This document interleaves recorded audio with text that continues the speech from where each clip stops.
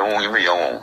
제가 5.18 사건을 이제 몰고서 계속 공부를 하다 보니까 그런데 이것을 이제 진리 잣대, 어떤 잣대를 놓고 이제 풀어 나가야 되냐면요.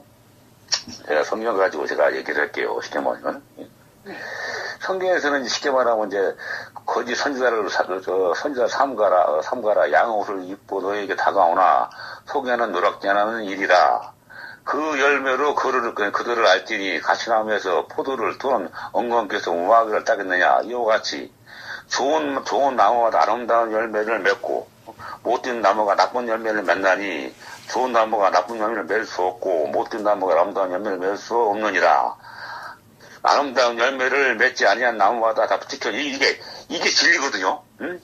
그럼 우리가 5.18 사건을 놓고 봤을 때 그 나무라는 건 뭡니까? 나무라는 것은 이 사람들이 들고 나간 곳이 민주화잖아요. 그죠? 예? 예. 그러니까 성경은 항상 말입니다. 이 사탄이라는 놈이 항상 빛의 천사로 둔갑하지 않습니까? 나올 때는, 그죠? 네. 이 사탄이라는 게 뭐냐면 항상 평화, 민주, 자유, 이런 거 가지고 들은 항상 나와요, 앞에는요. 이 사건들이 항상 선한 얼굴을 갖고 나오잖아요. 그죠? 네. 그러면 이것을 판단할 수 있는 것은 뭐냐? 열매를 보고 판단해야 되는 겁니다. 열매를 보고. 네. 이렇게 풀어나가게 되면 5.18 사건이 저건 그 당시 이 사람들이 내가 그 당시가 나이가 정확하게 한 20살 때 이렇게 됐는가, 21살 됐는데요. 그 당시마다 시골에 잘 나가는 유지 집안의 아들들은 그 대학교 다녔었어요. 쉽게 말하면 면 땅에 하나나 둘이 있을까 말까요. 그 당시 대학교 가는 사람들은요. 네. 근데 이 사람들이 좀 배웠다는 사람들이 시골에 와가지고 다 김대중 선생님, 김대중을 신으로 만들었습니다. 쉽게 말하면 그 당시는요. 예? 네. 그 당시 쉽게 말하면 좀 배웠다고 대학교 다니는 사람들이 김대중이라는 사람을 대통령으로 만들려고, 예? 김대중을 대통령으로 만들려고 왜냐면 독재 정권을 잘못했으니까. 그 당시 박정희 대통령이 대통령했잖아요.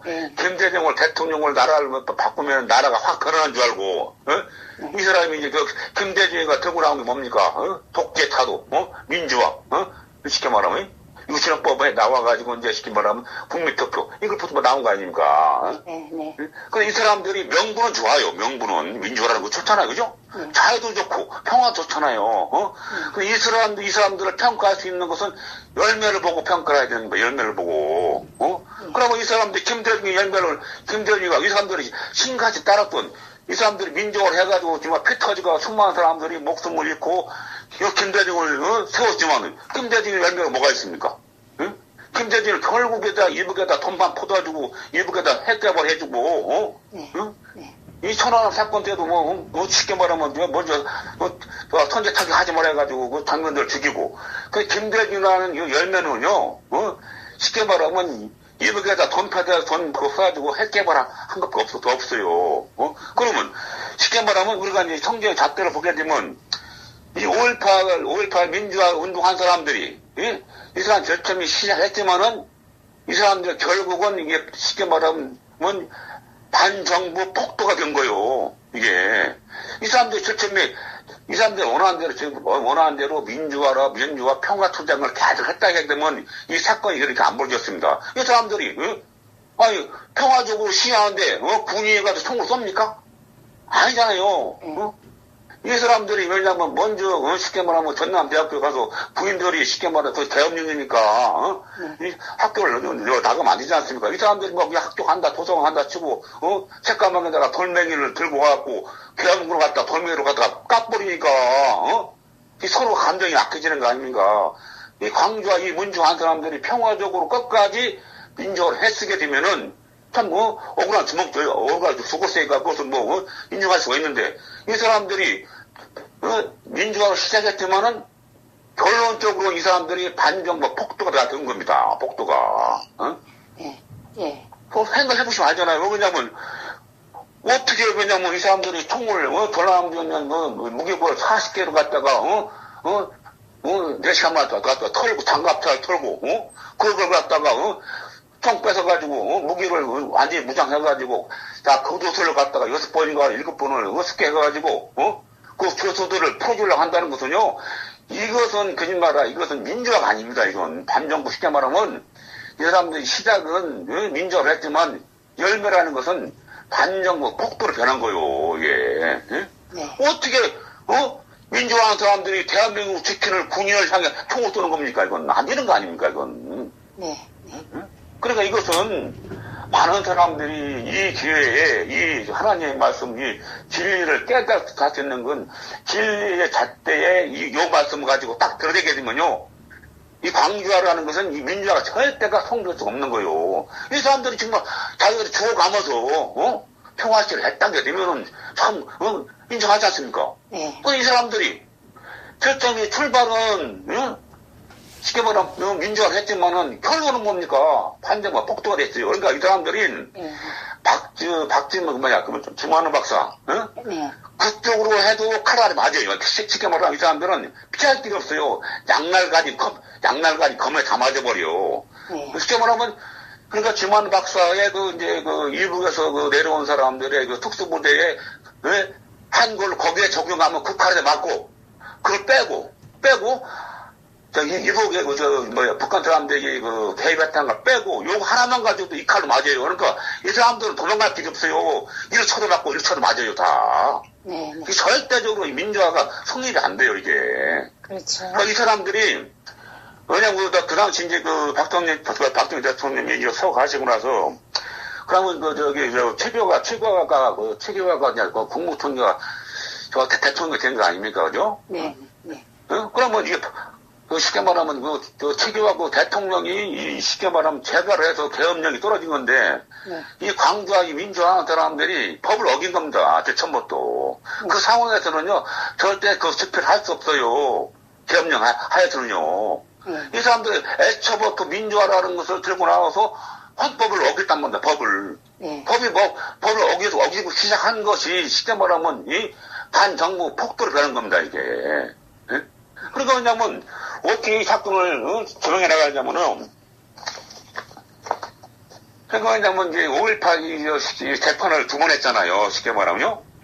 1980년도에 재판해가지고 그때는 이제 쉽게 말하면 그 재판 결과는 김대중이가 내란 음모죄로 상선고를 받았습니다. 이게. 네. 네. 그런 다음에 이제 1997년 김영삼 정권으로 넘어가면서 5.18 특별법을 만들어가지고 법이 없는 특별법을 만들어갖고 쉽게 말하면 이것을 또 전두환 내란죄로 완전히 이게 쉽게 말하면 반대로 판결해버린 겁니다. 쉽게 말하면 사건 똑같은 사건이에요. 네. 검찰이 조사한 거 똑같은 사건 가지고 판사 해석이 다 달라진 거예요. 쉽게 말하면. 네. 그러면 우리가 봤을 때 1980년도 그 판사가 판정한 것이 옳은 것이냐? 1990년대 김원삼 정권이 판단한 것이 옳은 것이냐? 그러니까 우리는 안 봤지 않습니까? 솔직히 가만히 나도 안 봤잖아요. 네. 그러면 이것을 안 봤는데 이것을 열매를 보고 판단할 수가 없는 거예요. 열매를 보고요. 네. 그러면 이 성경 말씀대로 딱 맞는 거예요. 나무를 보고 모르지 않습니까? 나무라는 것이 열매를 보고 아는 거 아닙니까? 네. 그럼 이거 그냥 성경 말씀 딱 들어잡게 되면요. 5.18 사건은 절대적으로 우리가 민주화가 될 수도 없고 저 반정 폭도입니다. 우리나라를 쉽게 말하면 북한한테 넘기려고 하는 반정 폭도예요. 아니 봐요. 우리나라 정규군한테 통제 능력이 뭡니까? 그건 반정 폭도죠. 그렇죠. 예. 그러니까 이 성경 말씀 가지고 저는 그래요. 저 방송 장비도 없고 제가 없어요. 제가 알기는 아는데 이걸 어떻게 또 사람들한테 설명해주고 싶은지 내가 하나도 못하는 게 뭐냐면 이용화 변호사님은 말도 잘하시고 저 방송 장비도 갖고 계시니까 조금 힘들더라도 이거 진리의 잣대로 딱 돼가지고 하게 되면은 사람은 누구나 양심이 있으니까 그러니까 양심을 판단해보라 이거 누가 법을 어기고 어떻게 대한민국 국민들이 그럼 과연 이게 쉽게 말하면 1980년도 왜 재판과 재판한 판사와 1979년 판단한 판사와 우리가 재판해보자 이거 각자 사람이 양심이 이 사람들 두 사람을 재판해보자 이거 누가 옳은 것인가. 그럼 옳은 것은 열매를 보면 딱 나오는 거예요. 열매를 보면. 네. 그래서 제가 뭐냐면 이용화 목사님 부탁하는데 좀 힘들더라도 똑같은 재판인데 똑같은 이게 쉽게 어려워. 왜냐면 역사라는 건 원래가 보면은 정권을 잡은 사람들의 한해서 쓰여지는 건데 그렇잖아요. 왜냐면 그렇잖아요. 우리가 그 박정희 그 대통령 아시잖아요. 예? 네.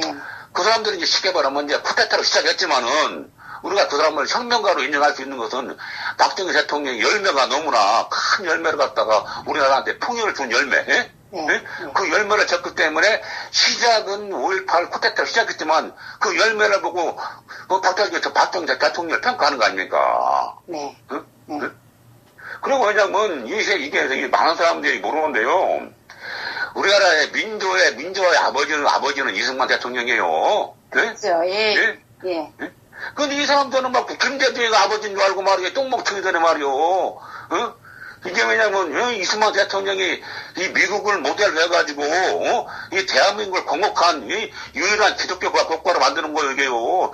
이승만 대통령은 다양한 사람입니다. 이게 우리나라의 민주화의 아버지는 이승만이에요. 예? 그렇죠. 네. 예? 예? 경제의 아버지는 박정희 대통령이고 민주화는 내일을 잘 깔아놨고 박정희 대통령이 이 경제를 그 내래 달려서 지금까지 대한민국을 이렇게 왔는데 이 대한민국을 쉽게 말해 이승만을 부정하고 박정희 대통령이 부정하는 이 잡발들 있잖아요. 쉽게 말하면 중국 세력들 네. 네. 이거 큰 문제예요. 그러니까 내가 이용환 목사님한테 부탁하는 거 뭐냐면 이 진리의 그 말씀을 다 때려서 쉽게 되게 되면요 이것은 5.18 사건은요 양날 가진 검이라 이리 쳐도 맞고 그러니까 지금 하는 박사가 그쪽 칼날로 맞고 그거 빼야 돼 이쪽으로 해야지 이쪽 맞아버려 도망갈 구멍이 없습니다 이 사람들은 네. 네. 네. 그렇게 좀 여태 좀 수고를 하시더라도 이용화 목사님은 지식도 많으시고 말씀도 잘하시고 장비도 있으신가 이거 진리의 잣대로 돼가지고 많은 사람들이 이 진리에 깨우치는 데 도움이 되게끔 해줄사 우리가 부탁을 했습니다.